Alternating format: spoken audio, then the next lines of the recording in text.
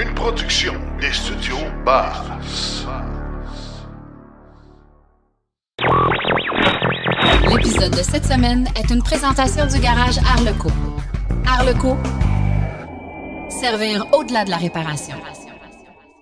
Suspension des subventions pour les véhicules électriques. L'opposition officielle s'inquiète pour le secteur des véhicules électriques au Québec. La première Volvo électrique roulait il y a 50 ans et Recharge Éco installe de nouvelles bornes de recharge rapide. Biden a pris de l'avance avant l'arrivée de Trump. La filière batterie à Bécancour va super bien. Et par où commencer? Les concessionnaires connaissent-ils les véhicules électriques? Chronique rouler vert. Les subventions, on en est rendu où? Et en grande entrevue, on s'entretient avec deux heureux propriétaires de la Volvo EX30. Oui, parce que j'ai vraiment eu un coup de cœur quand je l'ai vu dévoiler, je pense que c'était en juin 2023. Tout ça et bien plus encore dans l'épisode 190 de Silence on roule.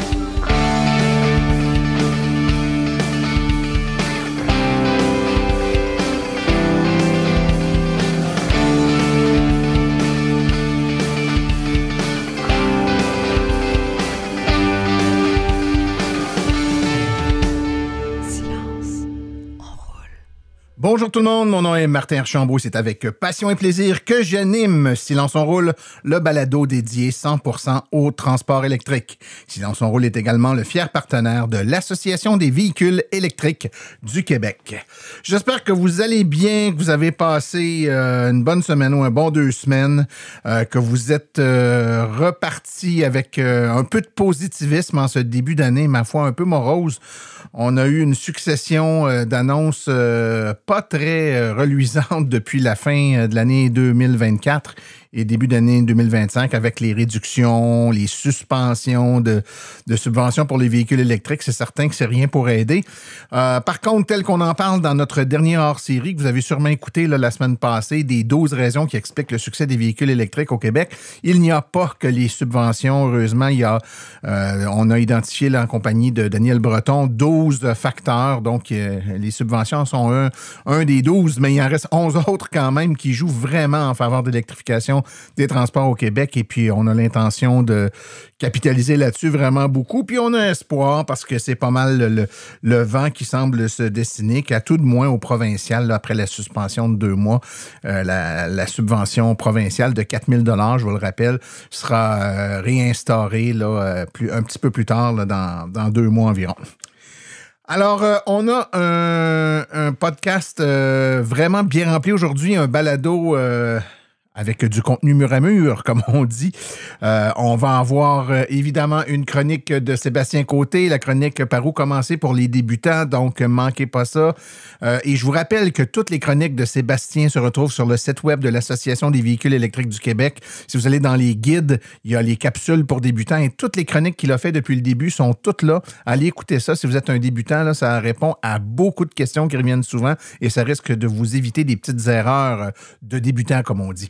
On a également une chronique de Stéphane Levert, Rouler vert, encore une fois cette semaine. On va faire le topo, justement, là, sur les subventions. On en est rendu où avec les suspensions, les subventions qui disparaissent, qui réapparaissent, là, c'est... Clairement, là, c'est quoi l'état de la situation pour quelqu'un qui se magasine une voiture aujourd'hui ou dans les prochaines semaines, voire les prochains mois? En grande entrevue, on va parler avec des propriétaires de la Volvo EX30, véhicule dont on parle trop peu, je pense. Très intéressant, vraiment un modèle de véhicule qui gagne à être connu. Donc, deux heureux propriétaires du véhicule vont nous donner leur appréciation, les points pour, les points contre, donc manquez pas ça. Mais avant d'aller plus loin, laissez-moi vous reparler du petit Émile. Et oui, mon fiston, qui a 6 ou 7 ans, faisait des chroniques là, en tant qu'enfant dans le podcast Silence on roule. Ben, il a grandi. Il termine cette année son secondaire. Il est à l'École d'éducation internationale et dans le cadre du secondaire 5 à l'École internationale, il doit produire un projet d'intégration de fin d'année. Et croyez-le ou non, peut-être qu'on l'a inspiré. Émile a décidé de faire un podcast. Alors, pour en parler, j'ai décidé de l'inviter. Bonjour, Émile. Bonjour. Parle-nous donc de ton podcast. Comment tu as eu l'idée, puis c'est quoi ton podcast? Mon podcast, c'est une série de 4 épisodes qui parlent de la croissance personnelle pour les jeunes. Mon idée vient en fait du fait que je trouvais que sur les réseaux sociaux, souvent la croissance personnelle, c'était abordé par des adultes, puis le public cible, c'était les adultes. Mais je pense que de vouloir devenir quelqu'un de meilleur puis de grandir, on peut commencer ça à n'importe quel âge. Fait que je trouve ça intéressant d'adapter toutes ces choses-là pour les jeunes. En tout cas, pour ce qui est de grandir, je peux te dire que dans les 6 dernières années, tu as grandi physiquement, en tout cas. Mais là, évidemment, on comprend qu'on ne parle pas de physiquement, hein, on parle de croissance personnelle. Donc, tu as plusieurs sujets. Nomme-nous donc, mettons, quelques sujets que tu traites dans ton balado. Je parle de motivation, d'autodiscipline, de méditation. Je parle de sport, d'équilibre de vie, de relations avec les autres. Donc, c'est assez complet comme type de podcast, Émile. Moi, je tiens juste à souligner que, évidemment, Émile a dû faire là, par lui-même toutes les démarches pour ce podcast-là. Donc, que ce soit trouver le thème, faire toutes les lectures, il a lu plusieurs livres, fait toute la recherche, trouver les invités, enregistrer les invités, que ce soit avec un enregistreur mobile à l'école ou en studio ici. Il a tout fait le montage lui-même. Il a même créé l'ambiance sonore et le thème de l'émission. Donc, c'est un beau travail d'intégration pour les podcasts. Donc, les gens qui veulent écouter ça, ben c'est facile. Donc, vous tapez dans n'importe quelle application de podcast Ado, mais attention, ça s'écrit AD apostrophe H-A-U-T. AD apostrophe H-A-U-T. Et on vous incite à vous abonner puis à écouter ça. Merci, Émile, d'être venu nous en parler à Silence on roule. Ça fait plaisir. Alors maintenant, sans plus tarder, je vous propose tout de suite d'aller écouter les actualités dans le monde de l'électromobilité. Vous voulez des produits qui permettront d'augmenter la valeur de revente de votre véhicule? Chez Précision PPF Vitres teintées, nous sommes à votre service depuis 2015. Nos maîtres installateurs sont tous certifiés et ont plus de 17 ans d'expérience dans le domaine. Nous offrons un service de qualité inégalé quant à la protection par pierre, les soins nanocéramiques ainsi que les vitres teintées. Notre pellicule par pierre ultra résistante est invisible et conservera l'intégrité de votre véhicule tout en prévenant la rouille et en protégeant la peinture contre les débris de la route. Notre traitement nanocéramique possède un puissant effet hydrofuge et il préserve l'éclat et la brillance de votre peinture pour en faciliter l'entretien. Que ce soit pour votre voiture, votre résidence ou votre commerce, Précision PPF Vitres teintées est là pour vous offrir la multitude d'avantages qu'offre la teinte de vitre. Venez nous rencontrer au 1970 Boulevard des Laurentides à Laval. Appelez-nous au 450-490-4488 ou encore, venez visiter notre page Facebook Précision PPF Vitres teintées. Nous comblerons vos exigences tout en vous offrant la qualité que vous recherchez. Les actualités sont une présentation de Bourgeois Chevrolet, le spécialiste du véhicule électrique au Canada. Contactez-nous au bourgeoischevrolet.com ou au 450-834-2585. En marge du Salon de l'Auto de Montréal, Virginie Dufour, porte-parole de l'opposition officielle pour l'environnement et la lutte contre les changements climatiques, a rencontré la semaine dernière des représentants de l'industrie automobile pour aborder l'avenir de l'électrification des transports. Cette rencontre a permis de constater un décalage entre le discours optimiste du gouvernement et les préoccupations réelles du secteur. Les récentes déclarations du ministre caquiste affirmant que la suppression des subventions pour l'achat des véhicules électriques n'affecterait pas l'atteinte des objectifs de vente sont jugées hasardeuses par Mme Dufour. Selon la députée libérale d'Émile Hill, cette décision pourrait avoir des répercussions négatives sur les consommateurs québécois. Un autre enjeu soulevé par Mme Dufour, dis-je, concerne les contraintes réglementaires imposées à l'industrie automobile. Elle critique leur rigidité et suggère de s'inspirer du modèle californien. Celui-ci permet aux constructeurs de calculer leur cible de vente de véhicules électriques sur un cycle de 3 ans, offrant ainsi une meilleure flexibilité et une plus grande prévisibilité. Cette adaptation pourrait s'avérer cruciale, notamment si des tarifs commerciaux venaient perturber l'écosystème de l'industrie automobile. On parle de la Volvo EX30 aujourd'hui. L'intérêt des Canadiens pour les véhicules Volvo, en particulier et les modèles électrifiés, est en pleine croissance et les statistiques de vente publiées par Volvo Canada confirment cette tendance. Cependant, sans les nombreuses innovations technologiques récentes qui ont rendu les véhicules électriques plus attrayants, cet engouement aurait-il été aussi fort si les VE avaient été conçus comme les premiers modèles électriques de Volvo? Chez Volvo, ce premier modèle s'appelait le Elbil, en termes scandinaves signifiant simplement « voiture électrique ». Ce prototype a vu le jour il y a près de 50 ans dans un contexte du premier choc pétrolier, une époque où certains constructeurs automobiles commençaient à reconnaître leur part de responsabilité dans les problèmes environnementaux. Per Galimiar, alors PDG de Volvo, avait exprimé cette prise de conscience lors de la conférence des Nations unies sur l'environnement en 1972, déclarant « En tant que constructeur automobile, nous faisons partie du problème. Nous devons donc faire notre part dans la solution. » Rappelons que cette première voiture électrique de Volvo était équipée de 2 moteurs électriques délivrant 9,5 kW, soit 12,7 chevaux aux roues arrière, permettant une vitesse de croisière de 50 km/h et des pointes pouvant occasionnellement atteindre le 70 km/h. Le 22 janvier dernier, Papillon Infrastructure Nature, gestionnaire du réseau de Recharge Éco d'IGA, a marqué une importante étape en inaugurant 2 nouvelles bornes de recharge au supermarché IGA, marché Émilie-Philippe Desmarais, situé à Contrecœur. Cette installation ajoute 4 ports de recharge et illustre la volonté de l'entreprise d'élargir son réseau. En effet, l'expansion de Recharge Éco IGA au Québec comprend l'ajout de 20 nouveaux sites, soit un total de 80 ports supplémentaires. Ainsi, le réseau atteint désormais 182 ports de recharge répartis sur 71 emplacements à travers la province. Quelques jours seulement avant l'arrivée en poste de Donald Trump, l'administration Biden avait annoncé l'attribution de 635 millions de dollars pour le développement des infrastructures de recharge de véhicules électriques. Ces subventions issues de la loi bipartite sur les infrastructures adoptée en 2021 laissent un solde de seulement 700 000 dollars sur les 2,5 milliards initialement prévus pour ce programme. Le fonds soutiendront 49 projets répartis sur 27 États, le district de Columbia et 4 territoires tribaux. Ces initiatives visent à installer plus de 11 500 bornes de recharge et des infrastructures pour carburants alternatifs. Les subventions se divisent en 2 volets. 368 millions de dollars seront consacrés à 42 projets locaux visant à renforcer les infrastructures de recharge au sein des communautés et 268 millions de dollars seront investis dans 7 projets pour développer un réseau national de recharge rapide, principalement le long des corridors de carburants alternatifs désignés. Actuellement, les États-Unis comprennent environ 70 000 stations publiques représentant près des 197 000 ports de recharge. Selon le DOE, Alternative Fuels Data Center, malgré ce progrès, l'administration Biden vise beaucoup plus haut, atteindre 500 000 ports de recharge publics d'ici 2030. Depuis les résultats des élections présidentielles, l'administration Biden accélère les distributions des fonds dédiés aux infrastructures d'énergie propre. Ces précipitations s'expliquent par les menaces de Donald Trump, qui, depuis son arrivée en poste, veut révoquer ses financements. Cependant, une fois les fonds attribués, les annuler devient juridiquement très complexe, offrant une protection aux projets engagés. Une équipe de chercheurs de l'Université de Toronto a publié une étude qui met en lumière l'impact positif des véhicules électriques et des réseaux énergétiques propres sur la qualité de l'air et la santé publique en s'appuyant sur des données américaines. Bien que les données proviennent des États-Unis, les conclusions sont universelles. Les véhicules électriques et les réseaux décarbonés améliorent la qualité de l'air et par conséquent la santé humaine au Canada et partout ailleurs dans le monde.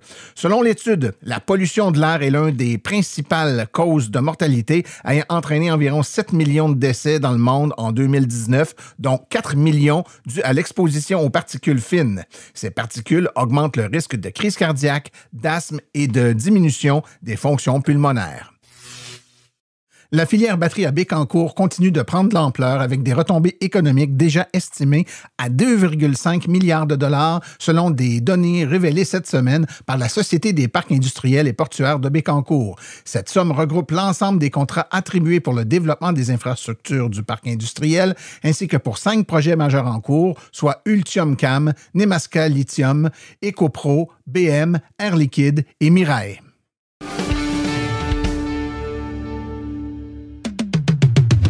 Vous aimeriez avoir une conférence par des vrais professionnels des voitures électriques?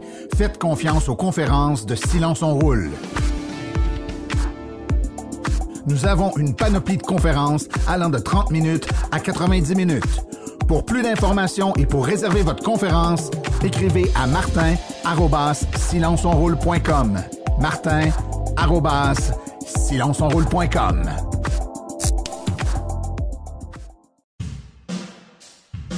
La chronique « Par où commencer ?» est une gracieuseté de l'Association des véhicules électriques du Québec. Devenir membre est un incontournable pour tout futur ou nouvel électromobiliste. www.aveq.ca.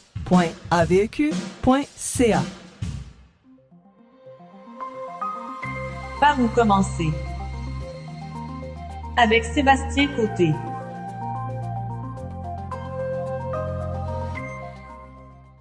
Je pense que c'est encore temps de le faire, Sébastien. Bonne année. Merci, Martin. Pareillement à toi. Qu'est-ce qu'on te souhaite? Une année en santé. En santé, bien sûr. Plein d'échanges constructifs autour des véhicules électriques. Aussi. Plein de nouveaux électromobilistes que vous pourrez, l'AVEC, toujours bien renseigner. D'ailleurs, j'en profite pour vous remercier pour cet excellent travail que vous faites à ce chapitre-là, mon cher Sébastien.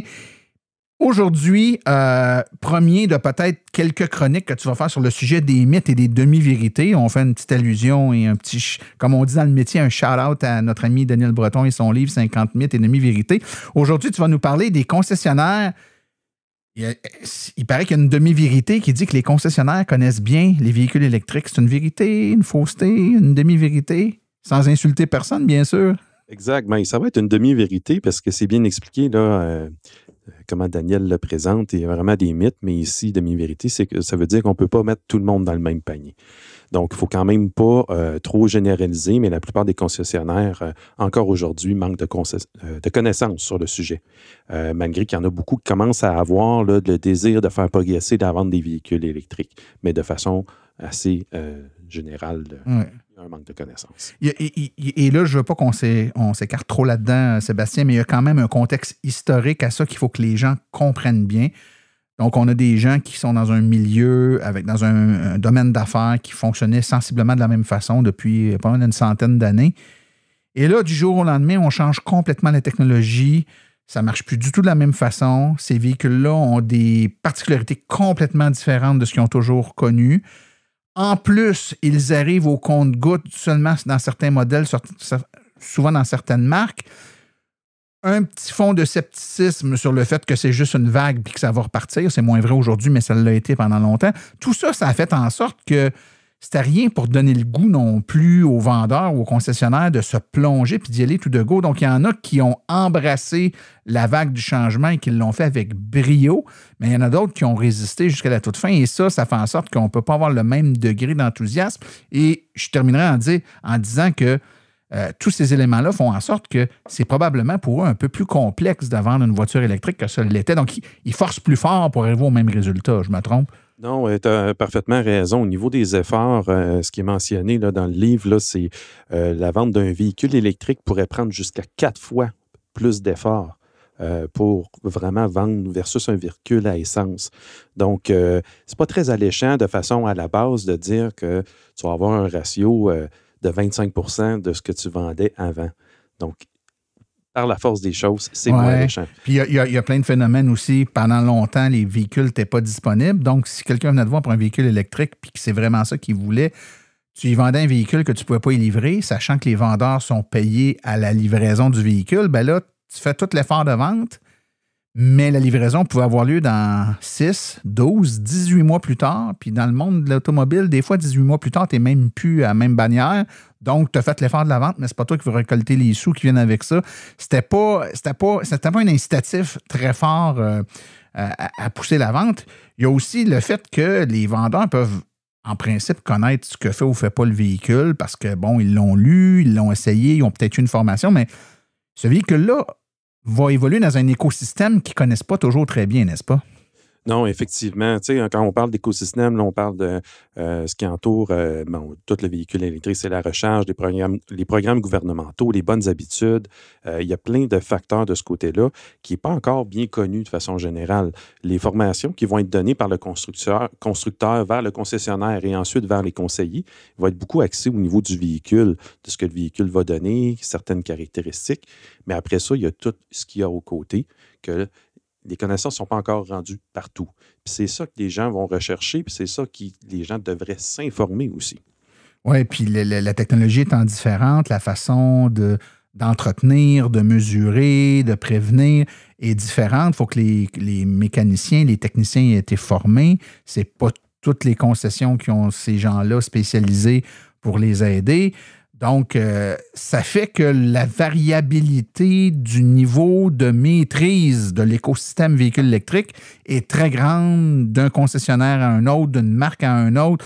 On peut avoir des très bonnes expériences parce qu'il y en a, et on le répète, des très bons, mais il y en a des vraiment mauvais et puis les gens sortent de là déçus. Là. On va sortir déçus aussi, mais des fois, ça peut être difficile de détecter, voir le niveau de connaissance ou si on ne se fait pas compter des niaiseries aussi, on ne le sait jamais. Donc, il faut vraiment être très vigilant de ce côté-là. Puis, comme tu as mentionné, par chance, on n'a plus de concessions qui en donnent là, du service avant, du service durant, du service après la vente. Puis, au lieu de le voir comme un fardeau, il voit ça comme une opportunité parce que l'expérience, elle est bonne. Le client va revenir encore une fois pour se faire conseiller dans ce domaine-là. Donc, vous allez voir aussi une connexion à ma précédente chronique, là, juste avant la fin de l'année dernière, que je parlais au niveau du visite de salon de l'auto. Des fois, dans un kiosque du manufacturier, on va se faire dire « Ah, mon véhicule, il fait telle chose, c'est le meilleur. » Mais en réalité, dans les concessionnaires, ça pourrait arriver qu'on vous fasse la même chose. Donc, faites votre devoir d'évaluer vraiment au niveau de vos besoins des aspects qui sont plus, comment je pourrais dire, cartésiens par rapport à dire le choix d'un véhicule pour arriver, puis pas trop se faire, dire des faussetés ou des demi-vérités, justement, dans les concessionnaires. Oui, tout à fait. Puis moi, je me permets, parce que vous êtes très humble à l'association, fait que je vais me permettre d'être un peu moins humble que vous et vanter le fait que les gens qui commencent à se magasiner une voiture électrique, on l'a dit tantôt que l'AVEC pouvait les conseiller. Moi, je conseille fortement aux auditeurs qui nous écoutent, qui sont en processus de débuter avec une première voiture électrique, de devenir membre de l'association.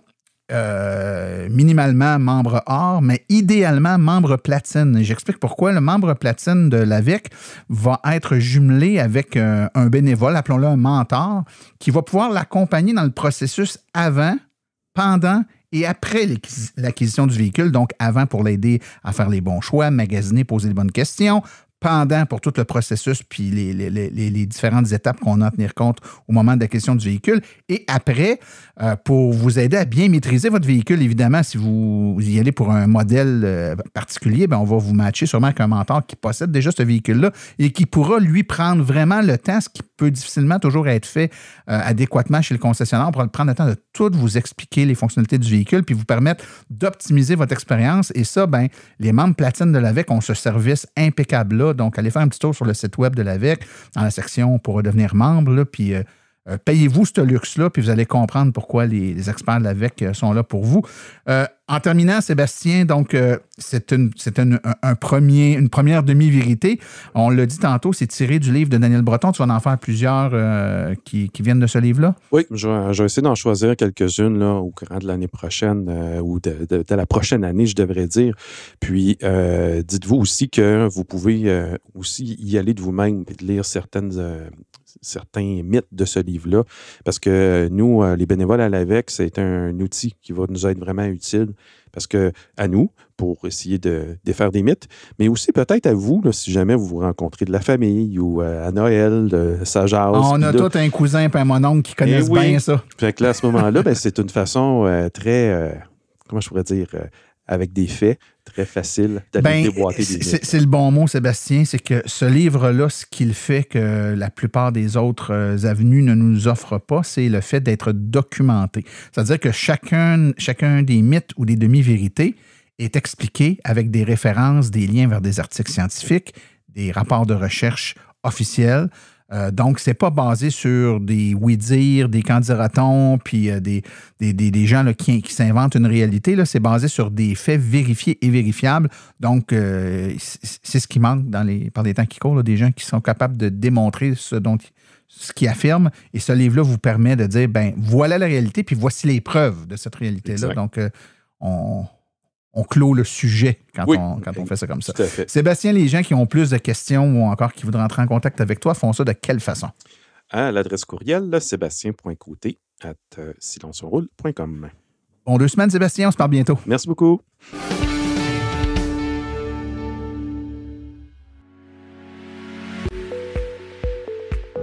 Vous venez de faire le saut vers l'électrique et songez à vous procurer une borne de recharge à la maison ou au chalet?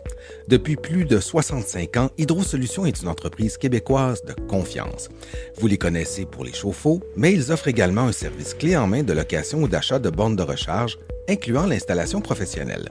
C'est définitivement l'avenue à privilégier afin de faire affaire avec une entreprise d'expérience qui s'occupera de tout. Demandez dès aujourd'hui une soumission en ligne gratuite et sans engagement au www.hydrosolutions.com. Choisissez parmi plusieurs marques reconnues comme Flow, Heavy Duty, Grizzly et Wallbox. Une seule visite sur leur site web vous permettra de constater la diversité des modèles offerts ainsi que la simplicité avec laquelle vous pouvez entamer une démarche. Par la suite, en cas de problème, leur équipe d'experts est là pour vous. Hydro Solutions, leur mission, vous simplifier la vie.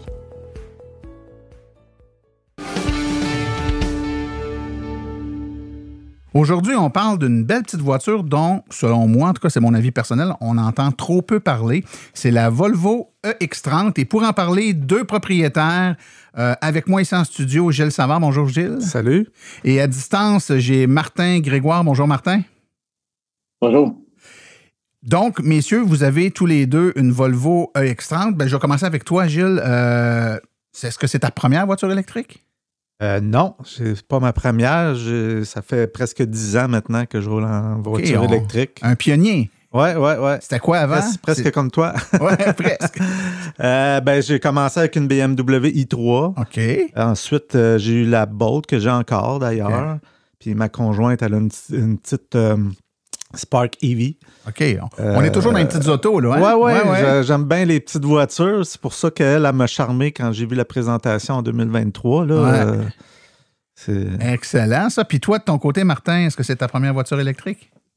Oui, ma première voiture électrique, après tant d'attentes, 2 dépôts sur une Ioniq 5, un dépôt sur un Prologue Honda, puis après ça, le dépôt sur Volvo, puis finalement... T'es allé avec Volvo. C'est que la Volvo, oui. Ben, écoute, une question simple, puis je te la pose tout de suite, Martin. Pourquoi, parmi toutes, tu dis que tu as fait des dépôts sur plusieurs voitures, pourquoi c'est la Volvo que tu as choisie? Ben, en dernier, j'ai su que le modèle Ioniq 5 2025 était pour avoir le fameux... essuie-glace arrière, plus une longue batterie et tout. Mais j'avais gardé mon dépôt de Volvo. Puis finalement, j'ai eu la chance de faire l'essai de la Volvo EX30 et du Ioniq la même journée. Et puis c'est là que j'ai pris la décision d'aller avec la EX30 parce que j'ai trouvé ma position de conduite. C'était merveilleux, là. Le volant. Ça me rappelait mon vieux temps dans ma Honda Civic 93 hatchback. Où j'ai déjà eu aussi une Veloster Turbo.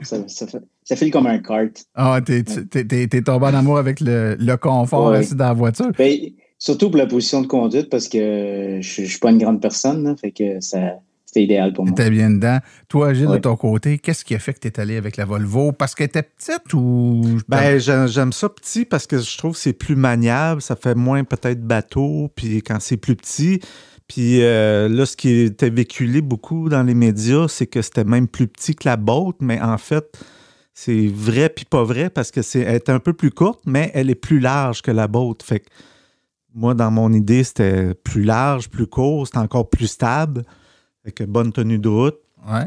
Puis je me suis pas trompé après l'avoir essayé quelques semaines avant de prendre livraison. J'ai vu que la conduite, c'était vraiment merveilleux. Là. Fait que toi aussi, tu l'as essayé avant. Est-ce que tu en as essayé d'autres? Est-ce que tu regardais d'autres modèles en parallèle, toi, comme Martin a fait? Ben moi, quand je tombe un coup de cœur, je jette mon dévolu là-dessus. Je n'ai essayé d'autres, oui. J'ai essayé des Tesla. J'ai essayé une Tesla.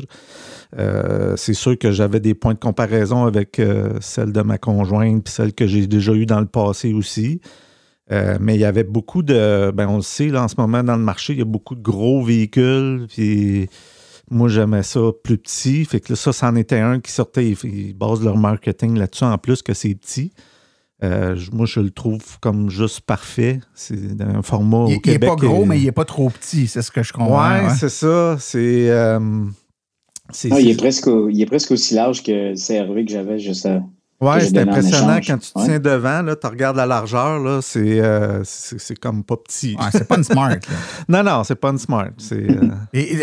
Parlons donc justement, avec la taille vient souvent un réflexe naturel de penser au confort ou à la tenue de route. Martin, si tu avais à nous le décrire, là, côté confort de conduite, tenue de route, comment Le confort de conduite, là, j'ai rien, c'est irréprochable. Là, les bancs, moi, j'ai la version Twin Ultra.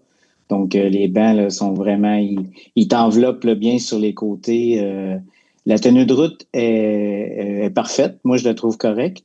Mais étant donné que c'est mon premier véhicule électrique, j'ai comme eu peur un peu là, en accélération pour aller dépasser vers la gauche. Si on accélère un peu trop et on change de ligne, là, il swing. Ça swing pas mal. Là. Donc, à cause du poids du véhicule, probablement, ça? Je pense un mélange du poids, mais plus de la puissance que tu obtiens étant donné qu'il fait le 0-100 en 3,4 secondes, c'est ça, je dois m'ajuster. Je suis quelqu'un qui conduit quand même assez vite, mais depuis que j'ai un véhicule électrique, je conduis moins vite parce que je suis obsédé par le pourcentage de la batterie. Ouais, on devient éco-responsable assez vite. Hein? Oui, c'est comme je veux atteindre un maximum tout le temps. Bien sûr. Toi, Gilles, confort, tenue de route? Le confort, c'est sûr que j'avais une Bolt, puis on sait que la Bolt, il y a des gens qui se plaignaient de... c'est pas sa force, c'est clairement pas ça, sa force. Les sièges et tout ça. Moi, je trouvais que c'était correct. Mais depuis que j'ai la Volvo, je me rends compte c'est quoi les gens voulaient dire avec la Bolt. C'est sûr que Volvo sont reconnus pour la qualité des sièges, là, je pense, en général, là, dans tout le modèle. Puis quand j'ai commandé, moi aussi, j'ai donné mon dépôt en avril 2024. Puis je regardais les specs dans ce temps-là. Je n'étais même pas supposé d'avoir des bancs électriques. Fait que, parce que moi, j'ai la Twin aussi, mais Ultra. Pas Ultra, le modèle avant Plus. Parce qu'il y a la Core, la Plus, puis la Ultra. Moi, j'ai la Plus. Puis finalement, ici au Canada, on a les bancs électriques quand même. Fait qu'il y a des supports en dessous des sièges, là, des contrôles. Évidemment qu'il n'y a pas dans la Bolt. Fait que oui, je la trouve très confortable. Là, puis la conduite, je n'ai parlé tantôt. Là, c'est ça. Moi, je trouve ça très maniable, là, vu que c'est tout petit. Puis je pense que ça aide beaucoup. Oui.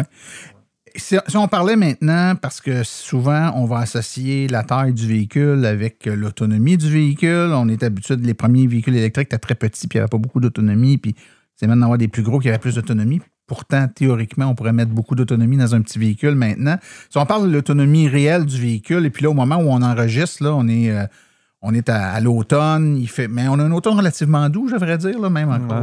Aujourd'hui, c'est très doux. Mais ça ressemble à quoi, vos autonomies réelles, Martin, là? Je dirais que je l'ai chargé juste une fois en 35 jours à 100%.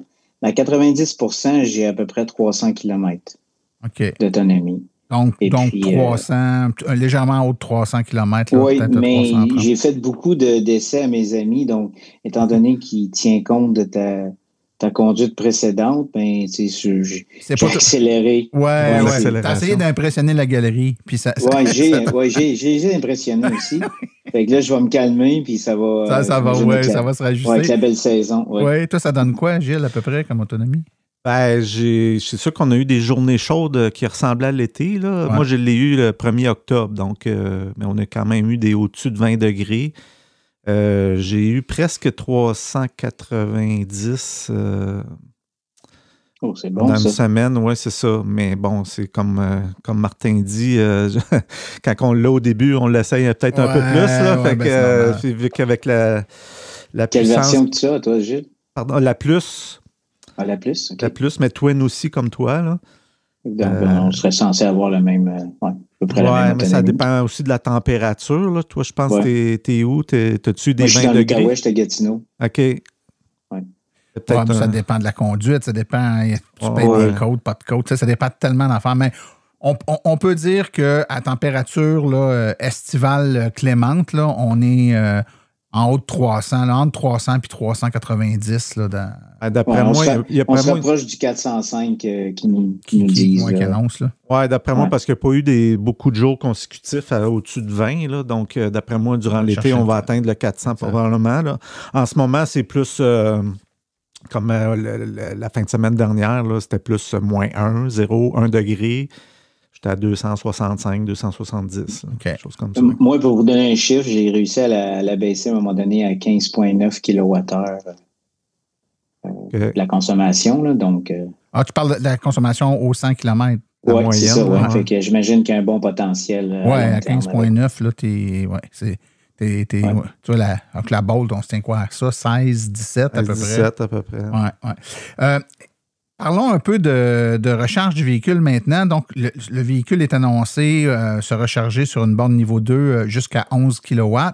Bon, évidemment, on n'est pas obligé d'avoir une borne 11 kW à la maison, ça va marcher pareil, mais elle peut fonctionner jusqu'à 11 kW. Et on annonce sur les bornes rapides en courant continu jusqu'à 153 kW max. Est-ce qu'il y en a un de vous deux qui l'a essayé sur une borne rapide? Non, seulement à la maison dans mon cas. Aussi, Ouais, j'ai comme hâte de l'essayer parce que j'ai jamais eu aussi rapide, mais non, pas encore. Ça n'a pas eu besoin. Ben, écoutez, vous ne l'avez peut-être pas essayé, mais il y a quand même des gens qui l'ont essayé, puis il y a des sites là, qui relatent, là, qui font les tests réels. Là. Ben, en fait, ce qui est particulier, puis c'est intéressant pour les gens qui nous écoutent, là, effectivement, il va chercher là, légèrement en haut de 150 kW, là, 153 qu'on annonce, puis dans les chiffres, c'est à peu près ça que ça donne. Mais aller jusqu'à à peu près 30-35 de charge. Dès qu'on arrive en haut de 35 là, on tombe dans un escalier qui descend de façon graduelle. Puis pour vous donner une idée, là, un ordre de grandeur, quand je dis que ça descend de façon graduelle, à 40 de charge, on est à peu près à 130 kW. À 50 on est à 100. À 60, on est à peu près à 75. Puis à 70, on est à peu près à 60. Et à 80, là, on tombe drastiquement là, quelque chose comme 40 kW, là, ce qui est correct. On est rendu à 80 de charge. Mais c'est vraiment une pente descendante là, qui débute à peu près à 30-35 de charge. Donc oui, elle va chercher une puissance élevée, mais on peut comprendre que ce n'est pas une grosse batterie, puis c'est normal qu'elle ne puisse pas supporter ces puissances-là très longtemps.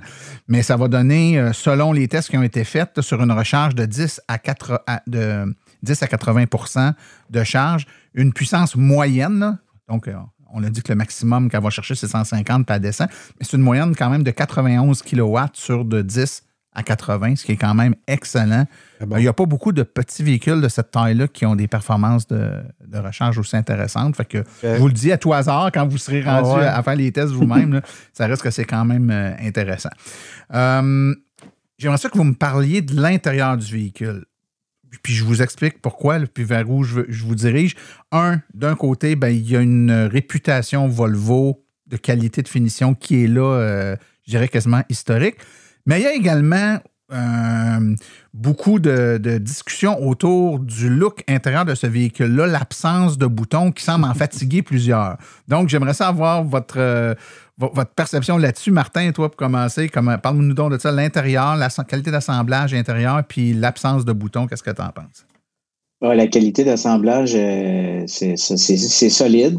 J'aurais peut-être juste un petit... il y a comme un genre de panneau sur le dash, là, en arrière de l'écran, qui, au froid, on entend un petit peu une petite vibration, mais ça, c'est quelque chose... c'est un panneau qui s'enlève et qui se remet, donc ça doit être ajustable. Mais sinon, le reste, là, les portes, le porte-gobelet et tout ça, là. Puis la tablette, on s'habitue assez vite.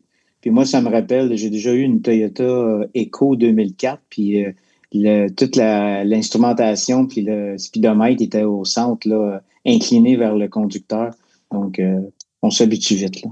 Oui, puis l'effet que tout ce contrôle-là, ça te fatigue pas trop quand tu vas accéder à... Non, parce qu'à un moment donné, tu sais où ce qui sont les choses. Puis, si c'est juste pour faire des petits 10 km, 15 km, mais tu fais pas de gros ajustements, là.